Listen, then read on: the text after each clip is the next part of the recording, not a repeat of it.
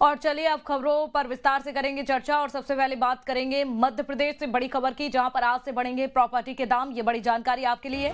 इंदौर के कई इलाकों में आपको बता दें 3% ये दाम बढ़ेंगे। ग्वालियर की बात करें तो ग्वालियर के कुछ इलाकों में 2% बढ़ोतरी होगी, तो वहीं जबलपुर में प्रॉपर्टी के दामों में 2.5% की बढ़ोतरी होगी।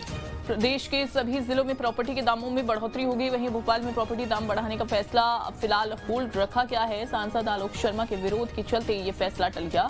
बैठक के बाद होगी भोपाल में प्रॉपर्टी के दाम बढ़ाने की का जो फैसला है वो लिया जाएगा।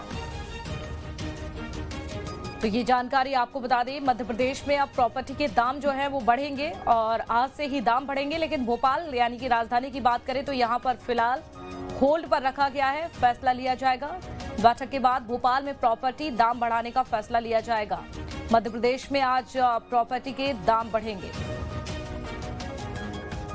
तो आज से बढ़ रहे हैं प्रॉपर्टी के दाम और देखिए अब से जो भी रजिस्ट्रियां की जाएंगी तो वो नए दामों पर ही की जाएंगी। जबलपुर में प्रॉपर्टी के दाम 2.5% बढ़े हैं। वहीं प्रदेश के सभी जिलों में प्रॉपर्टी के दाम में बढ़ोतरी की जाएगी। भोपाल में प्रॉपर्टी के दाम का फैसला फिलहाल होल्ड रखा गया है। यहाँ पर अभी फिलहाल जो रेट है वो नहीं बढ़े हैं। सांसद आलोक शर्मा के विरोध के चलते ये फैसला टल गया।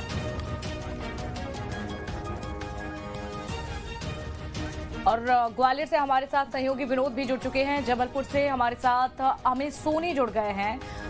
विनोद, पहले आप जानकारी दीजिएगा, ग्वालियर की बात करें तो कौन से इलाके हैं जहां पर 2% की ये बढ़ोतरी की जाएगी और कितना असर यहां पर देखने को मिलेगा? अगर मैं ग्वालियर की बात करूं तो लगभग 137 ऐसी जगह हैं जहां प्रॉपर्टी की कलेक्टेड गाइडलाइन में बढ़ोतरी की जाएगी। इसका प्रस्ताव ग्वालियर कलेक्टर से पास होकर शासन के पास अब भेजा जाएगा और जो कमर्शियल डिपार्टमेंट है वो इस पर अब जल्द ही मोहर लगा देगा।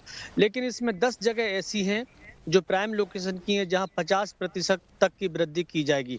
यानी ये कहा जाए कि ग्वालियर में अब घर बनाना आसान नहीं रहा है, एक आम आदमी के लिए बहुत महंगा हो जाएगा। क्योंकि देखिए, या तो आप बहुत अमीर हैं तो ही घर बना सकते हैं या फिर बिल्कुल गरीब हैं तो आपको प्रधानमंत्री आवास मिल जाएगा। लेकिन अगर आप मध्यम वर्गीय हैं, केवल अपना दिनचर्या बहुत कम खर्चे में आप चला पाते हैं तो घर बनाना बहुत मुश्किल होगा। क्योंकि 1000 स्क्वायर फीट का जो प्लॉट अभी ग्वालियर के जो 10 इलाकों की मैं बात कर रहा हूं, जहां अगर कीमत 50 लाख है तो अब बढ़कर वो 1 करोड़ हो जाएगी। तो सोचिए लोगों के लिए घर बनाना कितना मुश्किल होगा। बाकी कुछ जगह ऐसी हैं जहां 2.5 से 2.5% के करीब बढ़ोतरी होगी, लेकिन वो ग्रामीण इलाके हैं जो ग्वालियर जिले के आसपास के ब्लॉक और मंडल एरिया हैं, उन इलाकों में बढ़ोतरी की जाएगी।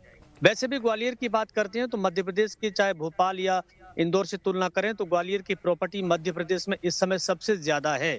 जहां पहले से ही संपत्ति के दाम आसमान छू रहे हैं, ऊपर से इस तरह की वृद्धि होना कहीं ना कहीं आम आदमी के लिए बहुत मुश्किल होगा कि वो अपना घर आसानी से बना सके। बिल्कुल बिल्कुल। संदीप भी हमारे साथ जुड़ गए हैं राजधानी भोपाल से। संदीप, फिलहाल तो सभी जगह प्रॉपर्टी के दाम बढ़ेंगे, लेकिन भोपाल में इस फैसले को होल्ड रखा गया है। इसके पीछे की कोई मुख्य वजह और कब तक ये फैसला होल्ड पर रहेगा?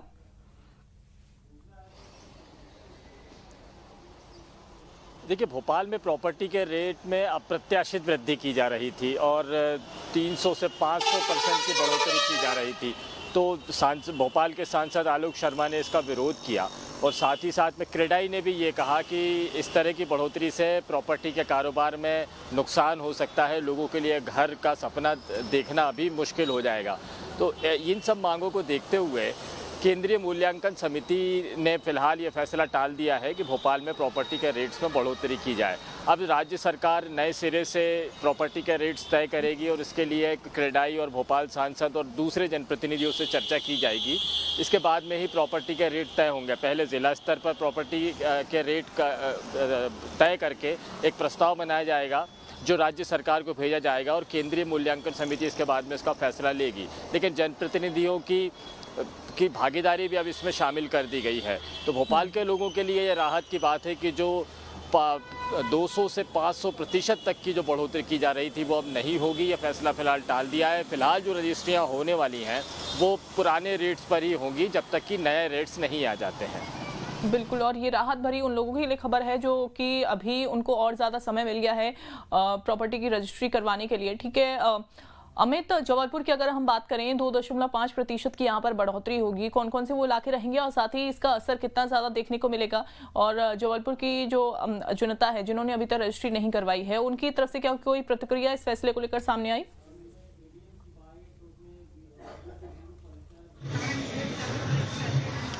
देखिए, काफ़ी जबलपुर में आम लोगों के लिए, जो मिडिल क्लास लोग हैं, उनके लिए काफ़ी बड़ी इसमें दिक्कतों का सामना करना पड़ेगा, क्योंकि रेट जब बढ़ने से कहीं ना कहीं कुछ काफ़ी और दाम आसमान छू जाएंगे। उन्हें जो है 2.5% बढ़ोतरी करके आगे रजिस्ट्रियाँ करानी पड़ेगी। तो कहीं ना कहीं इस चीज़ को लेके कुछ संगठन भी है जो सामने आने वाले हैं, जिनका कहना है कि भाई ये कहीं ना कहीं इस पर रोक लगाई जाए, या इसको लेके कई संगठन है जो आगे विरोध करेंगे या आगे अपना विरोध दर्ज कराएंगे, जनप्रतिनिधियों से मुलाकात करेंगे। लेकिन कहीं ना कहीं एकदम से जो 2.5% की जो बढ़ोतरी हो रही है, तो वो कहीं ना कहीं एक राहत नहीं, लोगों को परेशानी में ही डालने वाली, क्योंकि कुछ इलाके ऐसे हैं कि जहाँ जबलपुर में अभी भी प्रॉपर्टी काफी महंगी चल रही है। इसके बाद तो उन्हें और ज्यादा दिक्कतों का सामना करना पड़ सकता है। बिल्कुल बिल्कुल अमित, बहुत शुक्रिया फिलहाल आपका जानकारी देने के लिए। विनोद, आप जुड़िए, आपका बहुत शुक्रिया। संदीप, आप बने रहिए हमारे साथ। बिल्कुल, और बात करेंगे एमपी उपचुनाव को लेकर।